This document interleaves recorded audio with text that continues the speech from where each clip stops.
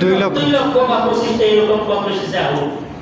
এইটাও এই হাদিস সংগ্রহ করে বললেও মুফাসসির পান দেখতেছেন বা আমরা দেখতেছি যে অনেক হাদিসের লাগে কোরআনের সাথে মিল নাই।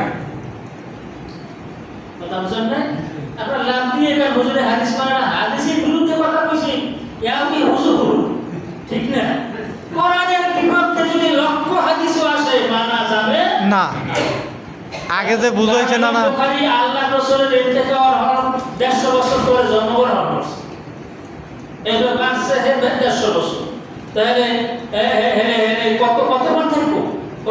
চিন্তা করছে যে হাদিসের সনদ নাই, মতন নাই, সাজ নাই, সহি নাই, মুনকাতে মাশহুর না, তারপর মুত্তাসিল না, মুনফাসিল না, মুনকাতে এই হাদিস গ্রহণ করা যাবে না। আপনারা তো একটা শব্দের অর্থ তো বোঝেন না। মাশাআল্লাহ, ঠিক না? আল্লাহর রহমতে কি বুঝবেন কি?